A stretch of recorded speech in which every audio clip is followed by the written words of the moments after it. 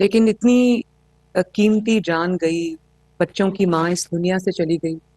تو میں یہ سوچ رہی تھی کہ یہ لانگ مارچ جس کو وہ کور کر رہی تھی، وہ لانگ مارچ کیا ہے، اس کے مقاصد کیا ہیں. یا تو کوئی ایک ایسا شخص یہ کام کرے جس نے، جو اقتدار میں نہ رہا ہو، اس نے عوام سے کچھ وعدے کیے.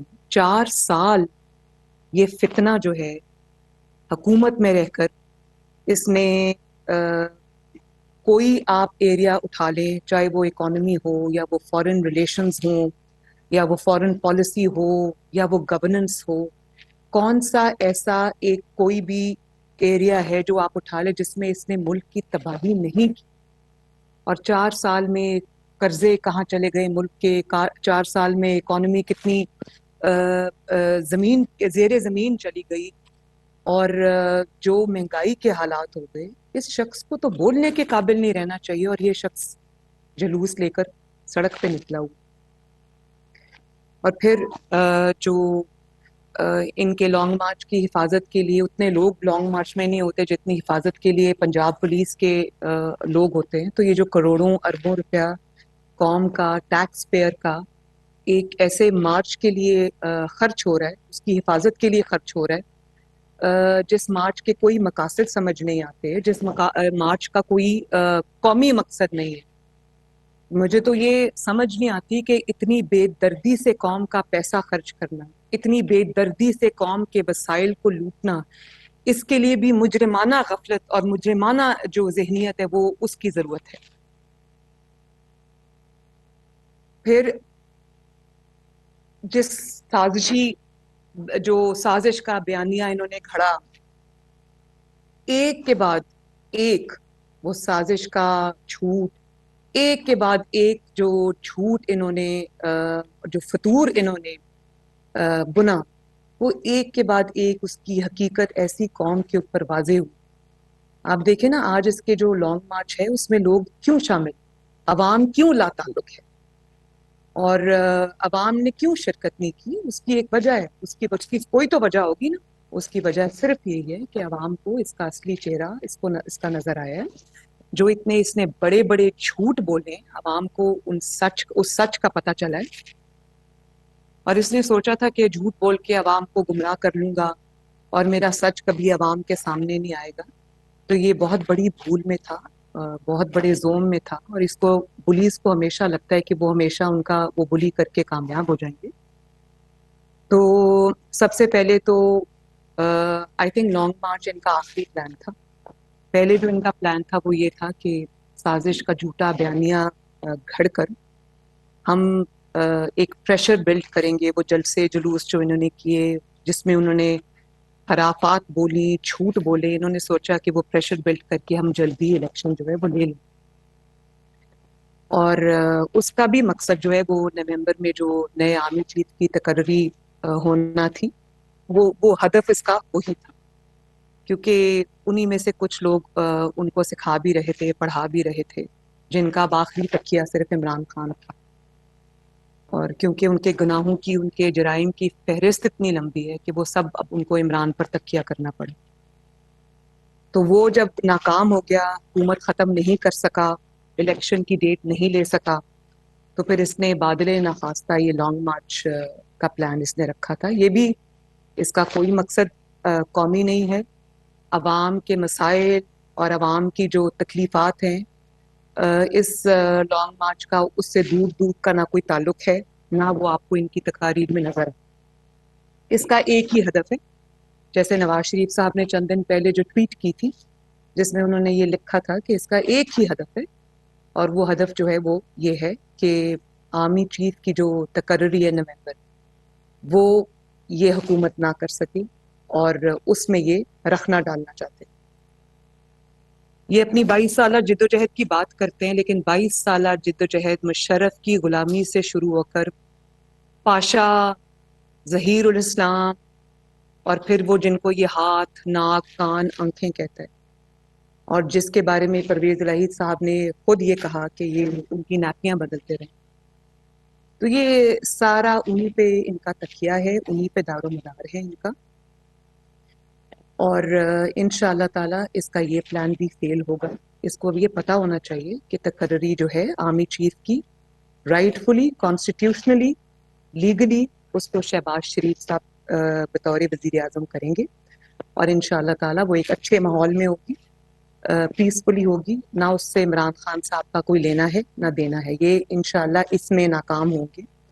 اور آج جو آپ دیکھ رہے ہیں کہ ان کے فرسٹریشن کا لیول ہے، ان کو پتہ ہے کہ جو آخری کارڈ تھا وہ بھی ان کے ہاتھ سے نکل گیا ہے۔ لانگ مارچ میں لوگوں نے شرکت نہیں کی، بھائی لوگ کیوں آپ کے لانگ مارچ میں شرکت کریں؟ ماؤں کے بیٹے کیوں آپ کے لانگ مارچ میں شرکت کریں جبکہ آپ کے اپنے بیٹے لندن میں محفوظ ترین مقامات پر ہیں اور ان کو کوئی خطرہ نہیں ہے، وہ سڑک پر رول نہیں رہے، وہ دھکے نہیں کھا رہے آپ کے جھوٹوں کی خاطر۔ تو قوم کے بیٹوں کو کیا ضرورت پڑی ہے کہ وہ آپ کے جھوٹوں کا دفاع کرنے کے لیے، آپ کی چوریوں کا دفاع کرنے کے لیے، آپ کے ڈاکوں کا دفاع کرنے کے لیے سڑکوں پہ نکلے؟ ایک تو یہ وجہ، اور دوسری یہ وجہ ہے کہ اب یہ ابھی بھی وہی اسٹیبلشمنٹ ڈھونڈ رہا ہے جو اس کے ہاتھ بن جائے، جو اس کے آنکھیں بن جائیں، جو اس کے ناک بن جائیں، جو اس کے کان بن جائیں، اور عوام کو اس بات کا پتہ ہے۔ اس لیے آپ دیکھیں کہ لانگ مارچ آج کتنے 5 دن ہو گئے ہیں شاید لانگ مارچ کو، 5 دن میں وہ جو پارٹ ٹائم لانگ مارچ ہے اس کو پارٹ ٹائم لانگ مارچ کہنا چاہیے۔ کھانا کھا کے دوپہر کا یہ گھر سے نکلتے ہیں لاہور سے، اور پھر شام کی چائے پینے کے لیے گھر واپس چلے جاتے ہیں۔ تو یہ جو پارٹ ٹائم لانگ مارچ ہے یہ 2 دن میں 2 گھنٹوں میں ختم ہو جاتا ہے، ہر 10 میل کے بعد یہ واپس لاہور آ جاتے ہیں۔ اور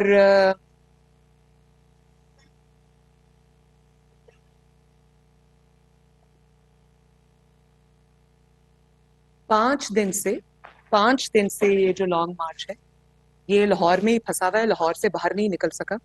اور کل ہم یہ سن رہے تھے کہ یہ لانگ مارچ جو ہے وہ ابھی 9-10 دن میں بھی نہیں پہنچے گا اسلام آباد۔ تو بھائی جب آپ 3 بجے دوپہر کو شروع کر کے شام کو 6 بجے لانگ مارچ ختم کر دیں گے، وہ تو مہینہ نہیں پہنچے گا۔ اس کا یہ تو مطلب نہیں آپ ٹریفک سے چلتی ہوئی ٹریفک سے خطاب کر رہے ہوتے ہیں اور کوئی مجمع نہیں ہوتا آگے، کوئی بس چند لوگ جو آپ کے کنٹینر کے آگے پیچھے ہوتے ہیں وہ ہوتے ہیں، اور اس کے بعد وہ جو وہاں سے ٹریفک آ رہی ہوتی ہے وہ ٹریفک کے رش کو آپ دکھا رہے ہوتے ہیں کہ یہ اس کا لانگ مارچ ہے۔ تو بھائی اس طرح تو 1 مہینہ بھی لانگ مارچ نہیں پہنچے گا، کیونکہ 2-3 گھنٹے روز لانگ مارچ ایک وہ ایسی کوئی ایکٹیویٹی ہے 2-3 گھنٹے بعد وہ ختم ہو جاتی ہے۔ تو آج سنا ہے کہ گجرانوالہ میں لانگ مارچ اپنا پورا دن سپینڈ کرے گا۔ تو گجرانوالہ کے شہری تو نہ صرف بہت عقل اور شعور رکھتے ہیں بلکہ جذبہ بھی رکھتے ہیں اور سیاسی دانش بھی ہے ان کو۔ تو گجرانوالہ کے شہریوں کو میں یہ ضرور کہوں گی کہ جو گھنٹہ گھر ہے ان کا وہاں پر، اس پہ ذرا جو گھنٹہ گھر پہ گھڑی لگی ہوئی ہے اس کی ذرا حفاظت کریں، کیونکہ گھڑی چور جو ہے وہ گجرانوالہ میں پھر رہا ہے۔ اور آپ یہ دیکھیں کہ جس شخص نے اتنے بڑے بڑے جھوٹ بولے، سفاکی سے بولے، چالاکی سے بولے، اور وہ اس قسم کے جھوٹ تھے کہ انہوں نے پاکستان کی سیکیورٹی کو، پاکستان کی جو ایک بیرونی ممالک سے تعلقات تھے اس کو، پاکستان کی اندرونی اسٹیبلٹی کو اس نے داؤ پہ لگا دیا ان جھوٹوں نے۔ اور اتنے بڑے بڑے سنگین وہ جھوٹ تھے کہ ان کے اس کا سچ بتانے کے لیے جو ڈی جی آئی ہیں، D G I S P R ہیں، ان کو میدان میں آنا پڑا، ان کو اپنی خاموشی توڑنی پڑی، ان کو سچ قوم کے سامنے رکھنا پڑا۔ یہ جو ڈی جی آئی ایس آئے ہیں ان کے بارے میں یہ مشہور ہے کہ یہ وہ جو ایک گلیمر گلٹس توجہ سے دور رہتے ہیں اور اپنی تصویر بھی یا اپنی ویڈیو بھی آنے نہیں دیتے۔ تو ایک ایسے پروفیشنل شخص کو جب قوم کے سامنے آ کے سچ بتانا پڑا تو آپ کو اس سے حالات کی سنگینی کا ادراک ہوگا کہ کتنے جھوٹ اس نے بولے ہیں جس سے قوم کو نقصان ہوا ہے، ملک کو نقصان ہوا ہے۔ اور پھر آپ یہ دیکھیں کہ جن کو یہ کہتا رہا کہ میں رات کے اندھیرے میں جن کے پاؤں پکڑتا ہے، دن کے اجالے میں یہ ان کے گریبان پکڑتا ہے، اور پھر جو ملاقات اس نے پریزیڈنسی میں عارف الوی صاحب کی موجودگی میں کی، اس ملاقات کا اس نے قوم کو نہیں بتایا۔ قوم کو یہ درس دیتا رہا کہ یہ میر جعفر ہیں، میر صادق ہیں، یہ جانور ہیں، یہ ایسے ہیں، اور انہی سے رات کے اندھیرے میں چپ کر کے نکلا۔ اور وہ D G I S I آ کے ریویل کرتے ہیں. خبریں تو پھیلی ہوئی تھی, لوگوں کو پتا تھا ان کی ملاقات ہوئی ہے, اور لوگوں کو یہ کوئی اور جھانسے دیتا رہا, رات کو چھپ چھپ کے ملتا رہا. وہ تو پھر بھانڈا تو پھوٹ گیا, اس نے تو پھر بھی عوام کو سچ نہیں بتایا. نہ اس نے اپنی پارٹی کو سچ بتایا, نہ اس نے اپنی پارٹی کے ممبرز کو سچ بتایا. وہ تو جب قوم کے سامنے سچ آ گیا تو اس کے پاس تو وہ جو سچ ہیں ان کا کوئی جواب نہیں ہے. قوم اتنی دیر سے انتظار کر رہی ہے, ہم انتظار کر رہے ہیں کہ جو الزامات اس کے اوپر لگائے گئے ہیں, جو سنگین حقائق بتائے گئے ہیں, اس کا کوئی جواب آئے گا. لیکن جواب ندارد. اس کی وجہ یہ کہ جواب ہے نہیں. سارا زور اسی لیے رکھا ہوا ہے گالی گلوچ کے اوپر. اوئے فلاں میں تمہیں نہیں چھوڑوں گا, میں تم پہ 10 ارب کا ہرجانے کا دعویٰ کروں گا, چیف الیکشن کمشنر ان کا ذاتی نوکر ہے. آپ کو شرم آنی چاہیے ایسی بات کرتے ہوئے.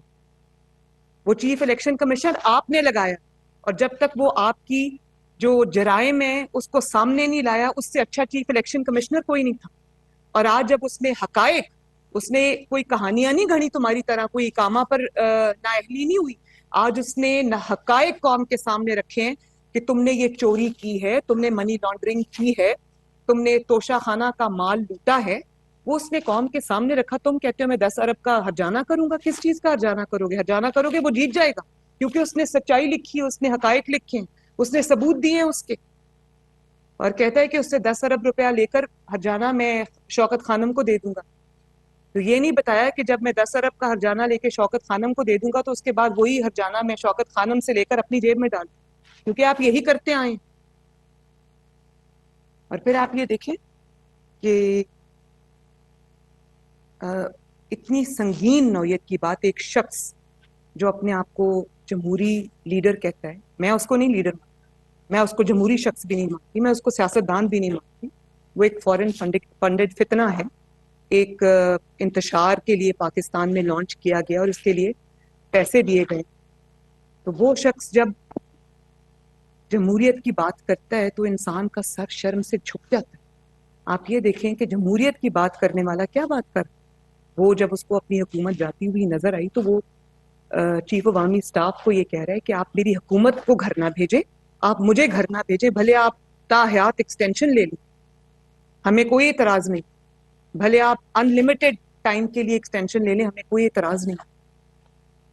جس کو یہ رات کو یا بند کمرے میں یا بند دروازے کے پیچھے یہ کہتا رہا کہ آپ ایکسٹینشن لے لیں اور تا حیات ایکسٹینشن لے لیں, اس کو اب یہ کہتا ہے یہ غدار ہے, یہ جانور ہے, یہ میر صادق ہے, یہ میر جعفر ہے. بھئی اتنی کرسی سے محبت اور لالچ میں نے کسی کو نہیں دیکھی کہ اس کا سراپا جھوٹ ہو, اور پیچھے سے جب اندر کمروں کے اندرونی باتیں جب کھلے تو وہ تو کوئی اور ہی نقشہ پیش کر رہی ہے بات.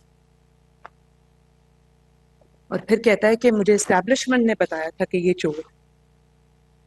اس بات میرا خیال ہے کہ یہ جو انہوں نے کہا کہ مجھے اسٹیبلشمنٹ نے یہ بتایا تھا کہ یہ چور ہے, اور یہ صرف عمران نے بات نہیں کی, یہ بات کچھ صحافیوں نے بھی کی ہے کہ ہمیں تو یہ بتایا گیا تھا کہ یہ چور ہے. اور جب عمران نے کہا کہ مجھے اسٹیبلشمنٹ نے بتایا تھا یہ چور ہے, تو میرا یہ ذاتی خیال ہے کہ اس سے بڑا ثبوت نواز شریف صاحب کی بے گناہی کا کوئی اور ہو نہیں سکتا جو عمران نے خود قوم کے سامنے رکھی ہے. میرا خیال ہے کہ شوکت عزیز صدیقی صاحب نے بھی بہت بڑے ریولیشنز کیے ہیں, بہت بڑے حقائق, ہوش ربا جس کو حقائق کہتے ہیں, وہ قوم کے سامنے رکھے. ارشد ملک مرحوم نے بھی بہت سنگین انکشافات کیے کہ کس طرح نواز شریف صاحب کو ملی بھگت کے تحت سزائیں دی گئیں. لیکن میں سمجھتی ہوں کہ یہ جو ارشد ملک صاحب ہیں مرحوم, اور جو شوکت عزیز صدیقی صاحب ہیں, ان کے بھی انکشافات سے بڑا انکشاف عمران نے یہ کیا ہے کہ نواز شریف بے قصور ہے, اور مجھے اسٹیبلشمنٹ نے کہا تھا کہ یہ چور ہے. تو وہی اسٹیبلشمنٹ نے آپ کو جو بھی پرچی لکھ کے دے دی, آپ نے وہ قوم کے سامنے پڑھ کے سنا دی. تبھی جب آج میرا اپیل چل رہی تھی یہ پاناما والی اسلام آباد ہائی کورٹ میں, تو ججز بار بار ریپیٹڈلی ثبوت مانگتے رہے نیب سے. تو کبھی نیب کو کرونا ہو گیا تھا, کبھی نیب وہ کہہ رہے تھے کہ ہمارا سینس آف ٹیسٹ اور اسمیل چلا گیا ہے, کبھی وہ کہتے تھے کہ جی ہمیں تکلیف ہے, ہم سے اٹھا نہیں جاتا, اور بار بار وہ وکلاء کو بدلتے تھے, اور اسی آڑ میں یہ مہینے کی جو ڈیلے ہے وہ ایڈجرنمنٹس جو ہیں وہ لے لیتے تھے. تو آج مجھے سمجھ آ رہی ہے کہ وہ ثبوت کیوں نہیں تھا. وہ ثبوت اس لیے نہیں تھا کہ ان کو پرچی پہ کسی نے لکھ کے دے دیا یہ چور ہیں, یہ پیچھے یہ وہ شروع ہو گیا. تو ایسی بات نہیں ہے. بات یہ تھی کہ آپ کو پتا تھا کہ الزامات کی بنیاد پر کبھی اگر سزا ہو بھی جائے تو وہ شارٹ لیوڈ ہوتی ہے, اس کو مٹنا ہی ہوتا ہے, ایک نہ ایک دن سچ کو سامنے آنا ہی ہوتا ہے. تو اگر آپ کو اسٹیبلشمنٹ نے یہ کہا تھا تو جب آپ سے ثبوت مانگے گئے عدالت میں تو آپ کو یہ کہہ دینا چاہیے تھا کہ میرے پاس ثبوت صرف یہی ہے کہ کیونکہ مجھے اسٹیبلشمنٹ نے کہا تھا تو میں نے کہہ دیا. آپ کے پاس ثبوت بھی یہی ہے کہ مجھے اسٹیبلشمنٹ نے کہا تھا کہ یہ چور ہے تو میں عدالت میں چلا گیا. عدالت میں یہ باتیں نہیں چلتی. عدالت میں آپ کو سالڈ ایویڈنس چاہیے ہوتا ہے, پروف چاہیے ہوتا ہے, آپ کو جو irrefutable ایویڈنس چاہیے ہوتا ہے. اسی لیے کوئی بنایا گیا مقدمہ عدالت میں ٹک نہیں سکا ایک پیج کے باوجود. تو ایسی بھی بات نہیں ہے کہ آپ کو اسٹیبلشمنٹ نے کہہ دیا کہ یہ چور ہے اور آپ نے چپ کر کے مان لیا. آپ کو پتا تھا کہ آپ جھوٹ بول رہے ہیں, آپ کو پتا تھا کہ آپ بہتان بازی کر, آپ کو پتا تھا کہ آپ ایک ایسے شخص پہ جس نے کچھ نہیں کیا, کوئی چوری نہیں کی, کوئی کچھ نہیں کیا, آپ اس کے خلاف سازش رچا رہے. اس سازش کا سب سے بڑا مہرا آپ تھے, کیونکہ بشیر میمن کو اسٹیبلشمنٹ نے بلا کے اپنے آفس میں, پرائم منسٹرز آفس میں نہیں کہا کہ آپ میرے مخالفین کو پکڑ لو, اور جو چیئرمین نیب تھے اس وقت کے ان کو ان کی ویڈیو دکھا کر بلیک میل نہیں کیا اسٹیبلشمنٹ نے, آپ نے کیا تھا. کیونکہ آپ کو پتا تھا کہ آپ کا جو اپوننٹ ہے وہ بے قصور ہے. آپ نے اس کو چور ثابت کرنے کے لیے آپ کو اور قسم کے ہتھ کنڈوں کی ضرورت ہے, جس میں کسی کو کسی کی ویڈیو دکھانا. وہ طیبہ گل کو آپ نے رکھا پرائم منسٹر ہاؤس میں 1 مہینہ, اسٹیبلشمنٹ نے نہیں رکھا. اور پھر دیکھیں بات یہ ہے کہ آپ ہی کے سامنے شوکت عزیز صدیقی صاحب نے انکشافات کی, آپ ہی کے سامنے ارشد ملک نے انکشافات کیے.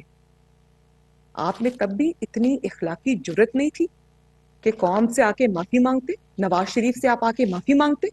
آج اس کے جب آپ کی بنائے ہوئے جھوٹے کیسز جب زمین بوس ہو رہے ہیں تو آپ کہتے ہیں کہ اس کو NRO مل رہا ہے. آپ کو شرم نہیں آتی ہے بات کرتے وقت؟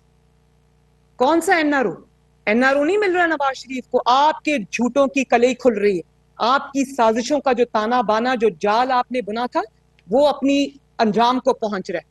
آپ کا وقت ختم ہو چکا ہے, اور یہ سچ اب قوم کے سامنے آئیں گے. اور ابھی تو ٹپ آف دی آئس برگ ہے, ابھی بہت مزید سچ جو ہے وہ قوم کے سامنے آئیں گے.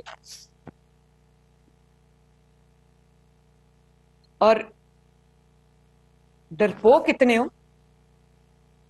آج تم نواز شریف کو چیلنج کر رہے تھے کہ جہاں سے میں الیکشن لڑوں تم الیکشن لڑو آ کے, وہاں سے میں تمہیں ہراؤں گا. تم تو تب نواز شریف کو نہیں ہرا سکے 2018 میں جب RTS کو بند کرنا پڑا. نواز شریف کی پارٹی کو تم نے توڑنے کی کوشش کی, اور اس وقت تم ان کے ساتھ مل کے کھڑے تھے. تم نے نواز شریف کے جو لوگ ہیں, جو وننگ الیکٹیبلز جو تھے, تم نے وہ ایک ایک کر کے ان کو ڈرا کے دھمکا کے ان کو پارٹی ٹکٹ یا تو ان سے واپس لیا یا ان کو چن چن کے ڈسکوالیفائی کیا. نواز شریف صاحب کی بیٹی کو تم نے جیل میں ڈالا. نواز شریف صاحب کو تم نے الیکٹورل فیلڈ سے باہر کیا, اور اس کے بعد بھی تم نہیں جیت سکے تو تمہیں RTS بند کرنا پڑا. اور اس کے ذمہ دار تم ہو, اس لیے کہ تم سب سے بڑے اس کے بینیفیشری. اور آج تم اپنی ہی چھوڑی ہوئی سیٹس, جب ان میں سے آدھی تم ہار جاتے ہو. ہر دفعہ جب یہ 4-5 سیٹس پہ الیکشن ہوتا ہے 1-2 ہار جاتا ہے, اپنی ہی چھوڑی ہوئی سیٹس ہار جاتا ہے, اور اپنی ہی چھوڑی ہوئی سیٹس میں کمی آ جاتی ہے تو کہتا ہے میں جیت گیا ہوں. بھائی ابھی تو تمہیں نواز شریف کو تو ابھی لیول پلینگ فیلڈ ملی نہیں. تمہارا جو سب سے بڑا اپوننٹ ہے وہ تو فیلڈ میں ہے ہی نہیں. جس کے نام سے اس کی پارٹی چلتی ہے, جس کے نام پہ ووٹ پڑتا ہے, وہ تو ابھی میدان میں ہے ہی نہیں. تمہارا مقابلہ تو اس دن, تمہارا تو اصلی جو تمہارا لیول ہے وہ اس دن سامنے آئے گا جس دن نواز شریف الیکٹورل فیلڈ میں انشاءاللہ تعالی واپس آئے گا, اور تمہارے لگائے ہوئے جھوٹے الزامات اور تمہاری بنی ہوئی سازشوں کے جال سے کلیئر ہو کے آئے گا انشاءاللہ تعالی. اور وہ دن دور نہیں ہے, کیونکہ میرا جو اپیل تھی اس میں ججز کے یہ ریمارکس ہیں کہ نواز شریف کا کوئی جرم ثابت نہیں ہو جس جرم پہ مریم نواز کو سزا ملی تھی. تو ابھی تو تم انتظار کرو, تمہارا کچا چٹھا ابھی جو رہ گیا وہ بھی قوم کے سامنے آئے گا انشاءاللہ. تو اسٹیبلشمنٹ نے تمہیں یہ بتا دیا کہ یہ چور ہیں، تو کیا تمہیں اسٹیبلشمنٹ نے کہا تھا کہ 5 کیرٹ کی ہیرے کی انگوٹھی مانگو؟ تمہیں اسٹیبلشمنٹ نے کہا تھا کہ توشہ خانہ کے سارے گفٹس جو ہیں وہ تم، اس میں ہیروں کے سیٹس بھی تھے، اس میں گھڑیاں بھی تھیں، وہ سارے تم گھر لے جاؤ اور ان کو جا کے خفیہ بیچ دو، اور اس کے بعد وہی جو اس کی جو پیسے تمہیں آئے وہ تم ڈکلیئر بھی نہ کرو، اس کے بارے میں تم جھوٹ بولو، یہ بھی تمہیں اسٹیبلشمنٹ نے کہا تھا؟ تو اسٹیبلشمنٹ نے تمہیں کہا تھا کہ 50 ارب روپے کی رقم جو ہے وہ تم سائفن آف کر دو، یہ تمہیں اسٹیبلشمنٹ نے کہا تھا؟ تمہیں اسٹیبلشمنٹ نے کہا تھا کہ جو پنکی پیرنی ہے اس کو اپنا فرنٹ وومن بناؤ اور جتنا مال لوٹ سکتے ہو لوٹو؟ ابھی ایک بہت بڑا اسکینڈل اور آ رہا ہے جس توشہ خانہ پہ ابھی اس کی نااہلی ہوئی ہے، جس کے بارے میں اس نے ہمیشہ کی طرح گھٹائی سے جھوٹ بولا ہے کل کہ مجھے تو عدالت نے کہا ہے کہ میں نااہل نہیں۔ عدالت نے کوئی ایسی بات نہیں کی۔ اب اس شخص کو یہ پتا نہیں ہے، اب وہ اپنے جو لوگ ہیں، جو اس کی پارٹی ہے، جو بھانمتی کا کنبا جگہ جگہ سے جوڑ کے، کچھ پی ایم ایل این سے لوگ لے کے، کچھ پیپلز پارٹی سے لے کر، کچھ باقی جماعتوں سے لے کر جو اس نے لوٹوں کی جماعت کھڑی کی ہوئی ہے، وہ دیکھ رہے ہیں کہ اس کے سر سے دست شفقت اٹھ گیا ہے، اب یہ اپنے گناہوں کی وجہ سے، اپنے جرائم کی وجہ سے ڈسکوالیفائی ہوگا، تو وہ بھی اب اس کے ساتھ نہیں کھڑے، لانگ مارچ میں وہ اس کے ساتھ شامل نہیں ہے۔ یہ ان کو تسلی دے رہا تھا کل جھوٹی کہ میں ڈسکوالیفائی نہیں ہوا، جھوٹ بول رہا تھا، عدالت نے ایسی کوئی بات نہیں کی، عدالت کو اس جھوٹ کا نوٹس لینا چاہیے۔ تو ابھی تو جس توشہ خانہ کے جس کیس میں اس کو سزا ہوئی ہے، ڈسکوالیفائی ہوا ہے، یہ ابھی تو یہ ٹپ آف دی آئس برگ ہے۔ ابھی تو قوم کو یہ پتا چلے گا کہ جو ڈائمنڈ کی جولری بنانے والی سب سے بڑی اور سب سے مہنگی دنیا کی ایک جولرز ہیں جن کو گراف کہتے ہیں، وہ گراف کا کوئی سیٹ ان کو توشہ خانہ میں ملا تھا، جس کی جو اس نے 2 کروڑ روپے دے کے توشہ خانہ سے لیا، اور 22 کروڑ میں اس نے دبئی میں وہ سیٹ بیچا۔ ابھی تک اس کو ملا کے اس کی حقیقت ابھی قوم کے سامنے آئے گی۔ یہ تقریباً 50 کروڑ تک کا ابھی تک اس نے جو توشہ خانہ، جو بیت المال جس کو کہتے ہیں، جو قوم کی امانت ہے، وہاں سے یہ چوری کر کے تو یہ بیچ چکا ہے۔ اس کا کوئی حساب کتاب قوم کے سامنے نہیں ہے، اس کا کوئی جو اس نے اس کو ڈکلیئر نہیں کیا، کچھ نہیں کیا، اور اب آپ جب اس کی انویسٹیگیشن اب ہو رہی ہے تو جو انکشافات سامنے آئیں گے اس سے قوم دنگ رہ جائے گی۔ اور ابھی جو اس کا فورن فنڈنگ کیس ہے، جس کو انہوں نے اب منی لانڈرنگ کیس کہنا شروع کر دیا ہے ایف آئی اے نے، تو جس نے آپ یہ دیکھیں کہ یہ اس کے اوپر ہر وہ الزام ثابت ہوا ہے، اس کے خود کے اوپر جو اس نے کبھی دوسروں پہ لگایا، کسی اور کے اوپر منی لانڈرنگ ثابت نہیں ہوئی ہے۔ آپ دیکھیں یہ چند دنوں میں ثابت شدہ منی لانڈرر بن کے قوم کے سامنے آئے گا۔ اس نے نہ صرف منی لانڈرنگ کی بلکہ اس کو چھپایا، مس ڈیکلریشنز کی۔ اور آپ اس کی جرت دیکھیں، تقریروں میں یہ کہتا ہے کہ مطلب کوئی جمہوری فساد بھی نہیں رکھا، تقریروں میں ان کو کہتا ہے کہ ہم تو اس لیے چھپ چھپ کے مل رہے تھے، اس کے پارٹی کے لوگ یہ کہتے ہیں، شاہ محمود قریشی صاحب نے یہ بات کی، اسد عمر صاحب نے یہ بات کی کہ ہم تو جلدی الیکشن چاہتے تھے تو ہم تو اسٹیبلشمنٹ سے اس لیے مل رہے۔ تو بھائی آپ کو جلدی الیکشن اگر کسی نے دینا ہے تو وہ اسٹیبلشمنٹ نے دینا۔ آپ کی تو اے بی سی سیاست کی غلط ہے، آپ کی تو بیسک فاؤنڈیشن جو بنی ہوئی ہے وہی غلط ہے سیاست کی۔ آپ کس سے مانگ رہے؟ اسٹیبلشمنٹ سے الیکشن مانگ رہے؟ الیکشن کرانا یا نہ کرانا اسٹیبلشمنٹ کا کام ہے۔ آپ کو یہ بات کرتے ہوئے بھی شرم آنی چاہیے، اپنا کوئی آپ نے جمہوری فساد ہی رکھ لیا ہوتا، کوئی آپ نے کوئی نقاب ہی اوڑھ لیا ہوتا کہ انسان کو سمجھ تو آتی آپ کیا رہے ہیں۔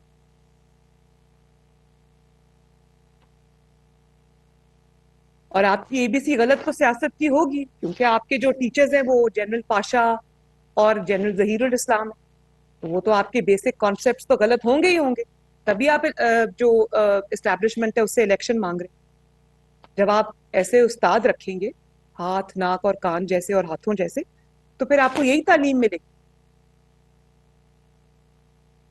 پاکستان کی جو جمہوری زندگی ہے، پاکستان کی جو سیاسی زندگی ہے، اس میں کم و بیشتر میرا خیال ہے بہت سارے بلکہ ہر سیاسی جماعت نے کسی نہ کسی موقع پر اداروں پر تنقید بھی کی ہے اور جو انگلیاں ہیں وہ بھی اٹھی ہیں، مگر اس تنقید کا مقصد بھی کچھ فرق ہے، وہ قوم کے سامنے ہوتا ہے، وہ کسی اصلاح کے لیے تھی، کسی ایشو پہ بیس تھی، کسی غلطی کا احساس دلانے کے لیے تھی، کسی جمہوری اصول کے تحت تھی۔ اس کی جو تنقید ہے اسٹیبلشمنٹ کے اوپر، وہ نہ کسی نظریے کی وجہ سے ہے، نہ وہ کسی جمہوری اصول کی وجہ سے، نہ ہی وہ کسی ذاتی اصول کی وجہ سے، وہ صرف اس لیے ہے کہ اللہ کا واسطہ ہے میرے سر پہ دوبارہ سے دست شفقت رکھو، میری بیساکھیاں بن جاؤ، میرے ہاتھ ناک اور آنکھیں بن جاؤ، اور ورنہ میں گالم گلوچ کروں گا، ورنہ میں میر جعفر کہوں گا، میں میر صادق کہوں گا، میں جانور کہوں گا۔ دیکھیں، تنقید کا بھی نا کوئی معیار ہونا چاہیے، تنقید کا بھی کوئی سٹینڈرڈ ہونا چاہیے۔ آپ آئین کے احکامات کی تعمیل کے لیے یا آئین کے جو باؤنڈری اس نے کھینچ دی ہے اس میں رہنے کے لیے آپ تنقید کر سکتے ہیں، آپ قانون کی حکمرانی کی بات کر سکتے ہیں، آپ ملک کی تحفظ کی بات کر سکتے ہیں۔ کل آپ نے یہ مجھے ذاتی طور پہ بطور پاکستانی مجھے بہت تکلیف ہوئی جب آپ نے اخلاق سے نہیں گرا ہوا بلکہ گھٹیا پن کی حد کو آپ نے چھوتا ہوا ایک بیان دی۔ آپ کی بھلے لڑائی جو ہے وہ ہوگی بڑوں کے ساتھ، آپ کو تکلیف ہے کہ انہوں نے آپ کی جو نااہل اور نالائق حکومت کو گرنے سے کیوں نہیں بچایا، وہ آپ کا ذاتی گرائپ ہے، ہوگا، لیکن اس سے قطع نظر آپ نے کل جو بات کی مجھے اس کی ذاتی طور پہ بطور پاکستانی بہت تکلیف ہوئی۔ آپ نے کہا کہ یہ چوکیدار ہیں اور ان چوکیداروں کو تم تنخواہ دیتے، آپ نے تضحیک آمیز انداز میں آپ نے ان کو تنخواہ کا تانا دیا۔ آپ کو شرم آنی چاہیے۔ میں یہ سوچ رہی تھی جب میں الیکشن کیمپین کے لیے آزاد کشمیر کے بارڈرز پہ گئی تو میں نے وہاں دیکھا کہ اس طرح جو سپاہی ہیں، کس طرح جو فوجی جوان ہیں وہ اپنے گھروں سے دور رہ کر اپنی مٹی کی، اپنے وطن کی، اپنی زمین کی، اپنی قوم کی، اپنے ملک کی حفاظت کرتے ہیں۔ تو آپ نے ان کو اس طرح سے جو تضحیک آمیز لہجے میں آپ نے تنخواہ کا تانا دیا، حقارت سے وہ نام دیا، آپ کو شرم آنی چاہیے۔ ان کو وطن کے لیے جو وہ قربانی دیتے ہیں، جانیں دیتے ہیں، تو یہ بات آپ کی مناسب نہیں تھی۔ میں سوچتی ہوں کہ جو سپاہی کھڑے ہوتے ہوں گے بارڈرز کے اوپر، ان کے دل پہ یہ بات کتنی گراں گزری ہو۔ تو میں آپ کو یہ بات بتا دوں کہ وہ ملک کے محافظ ہیں، بنی والا کے محافظ نہیں، وہ ملک کے محافظ ہیں، وہ عمران خان کی حکومت کے محافظ نہیں، وہ ملک کے محافظ ہیں، وہ آپ کی ڈکیتیوں، چوروں اور چوریوں کے محافظ نہیں۔ اور ایک اور بیان کل میری نظر سے گزرا کہ انہوں نے جو سپریم کورٹ آف پاکستان میں اسٹیٹمنٹ جمع کرائی کہ مجھے تو علم نہیں تھا 25 مئی کے احکامات کا، جب عدالت نے ان کو کہا کہ آپ ریڈ زون میں نہیں آئے۔ اتنا بلیٹنٹ آپ نے جھوٹ قوم کے سامنے بولا، کیونکہ ابھی 25 مئی کی جو وہ ویڈیوز ہیں، جو فوٹیج ہے، جو آپ کا لائیو بیان چلا میڈیا کے اوپر، اس میں آپ نے 25 مئی کو کنٹینر پہ کھڑے ہو کے یہ اعلان کیا کہ میرے لوگوں سارے اسلام آباد آ جاؤ، جو ریڈ زون ہمیں اجازت مل گئی ہے اسلام آباد میں اور ریڈ زون میں انٹر ہونے۔ تو آپ کا کیا خیال تھا کہ کل جو آپ نے لکھا ہوا بیان سپریم کورٹ میں جمع کرایا کہ مجھے علم ہی نہیں تھا، تو لوگوں کو 25 مئی کو آپ کا وہ جو آپ نے میڈیا پہ بیان دیا ہوا ہے کہ سپریم کورٹ سے ابھی ہمیں پتہ چلا ہے کہ سپریم کورٹ نے پابندی اٹھا لی، تو آپ کا کیا خیال ہے لوگ وہ چیز بھول گئے تھے؟ آپ نے کل لکھ کر دیا سپریم کورٹ کو اتنا بڑا جھوٹ، اور افسوس مجھے یہ نہیں کہ آپ نے جھوٹ بولا ہے، افسوس مجھے صرف اس بات پہ، میں آپ سے سچ ایکسپیکٹ ہی نہیں کرتی۔ آپ کی پرورش بھی جھوٹوں میں ہوئی ہے، آپ کی سیاسی ٹریننگ بھی جھوٹوں میں ہوئی ہے، آپ کی سیاسی پرورش جھوٹوں میں ہوئی ہے۔ آپ جھوٹ نہ بولیں تو آپ ایک دن किसी सियासी मैदान में टिक नहीं सकते। मुझे उसका अफसोस नहीं है और ना मुझे उस पर कोई हैरानगी है, क्योंकि आपका काम ही झूठ बोलना है। मुझे अफसोस ये है कि उस झूठ की कोई पकड़ नहीं। मुझे अफसोस इस बात का है कि जब अदालत ने ये कह दिया कि हो सकता है क्या इमरान खान को खबर ना मिली हो, तो आपने, अब अदालत ने ये कह दिया था तो इमरान खान कोई पागल था वो ये कहता कि जी जी नहीं नहीं मुझे खबर मिल गई? इतना सच बोलने का हौसला तो आपने है नहीं। बात यह है कि अदालत को इसका नोटिस लेना चाहिए, अगर उन्होंने अभी तक इस झूठ का नोटिस नहीं लिया, और अगर इस तरह के झूठों का, इस किस्म के लग़ बातों का, इस तरह के प्रोपेगेंडे का, इस किस्म की साजिशों का, इस किस्म के फितने का नोटिस अदालत नहीं लेगी, तो इस तरह के कैरेक्टर्स, इस तरह के किरदार, इस तरह के घिनौने किरदार जो है वो पाकिस्तान में पैदा होते रहेंगे। ना फिर झूठ की गिरफ्त होगी और जराइम पेशा अफराद फिर पाकिस्तान के लीडर्स बनना शुरू हो जाएंगे।